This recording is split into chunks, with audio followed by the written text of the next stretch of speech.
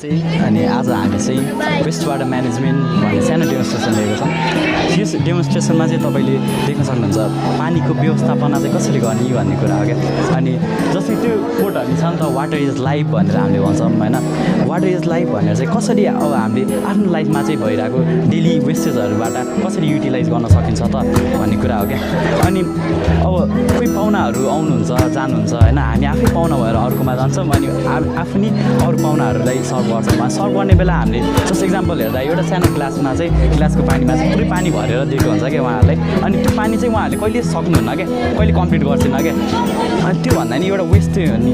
अनि अरू इक्जाम्पलहरू चाहिँ अब जस्ट हाम्रो तरकारीहरू पखाल्ने बेला भयो अनि फलफुलहरू धुने बेला भयो, धेरै वेस्टहरू जति पानी हामीले युज गरेर हुन्छौँ डेली बेसिस लाइफमा त्योभन्दा बढी चाहिँ वेस्ट गरेर हुन्छ क्या।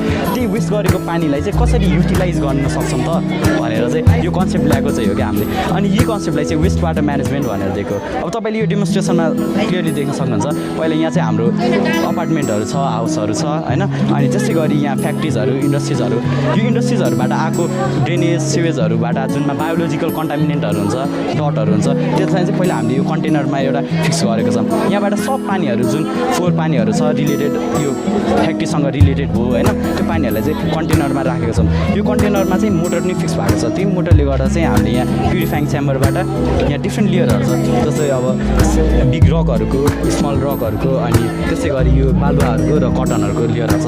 यो लेयरले चाहिँ जस्ट अब फिल्ट्रेसन प्रोसेसलाई चाहिँ सिम्बल गरेको।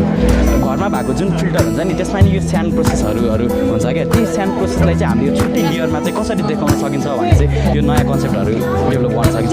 यो कन्सेप्ट चाहिँ एउटा यस्तो हो, अब हाम्रो आर्टिफिसियल कन्सेप्ट हो नि त, एउटा नेचुरल कन्सेप्ट हो।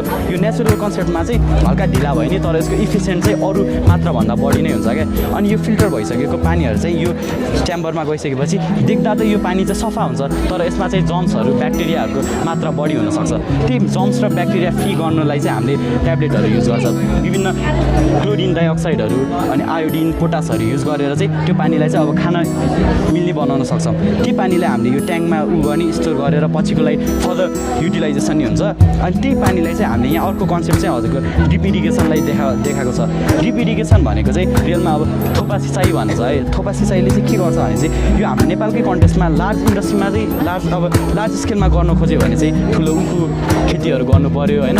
अनि त्यसै गरी अब अरू खेती गर्नु लार्ज स्केलमा गर्नु पऱ्यो भने यो चाहिँ अभाइलेबल नहुनसक्छ, किनकि हाम्रो टेक्निसियनहरू नि हल्का लो नै छ अनि कस्ट इफिसियन्ट नि हुनसक्छ। दुईवटा क्याटेगोरीमा इकोनोमिक र इफिसियन्सीको आधारमा हेऱ्यो भने नि यो इरिगेसन चाहिँ हामीले यहाँ नेपालमा अभाइलेबल गर्न सक्दैनौँ। तर जुन त्यो हर्टिकल्चरहरू अनि गार्डनिङहरू हुन्छ नि त्यसको लागि चाहिँ यो एकदमै रिलायबल छ क्या। त्यसमा यसले गर्दा चाहिँ यसमा सानो सानो पालहरू हुन्छ, यो ट्युबिङहरूमा चाहिँ हजुरले सानो सानो पालहरू देख्न सक्नुहुन्छ।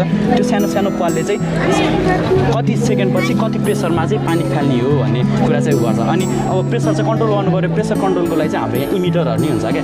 इमिटर भनेको चाहिँ त्यो गार्डनमा स्पाइङ्गल गर्छ नि पानीहरू हो त्यस्तो। अनि यो यसले गर्दा चाहिँ यो सानो उसमा अब यो बारीमा चाहिँ त्यो रिलायबल हुन्छ, यो वेस्ट वाटरहरू चाहिँ रिलायबल हुन्छ। अनि हामीले टी फार्महरूमा नि युज गर्न सक्छौँ। अनि अब यस्तै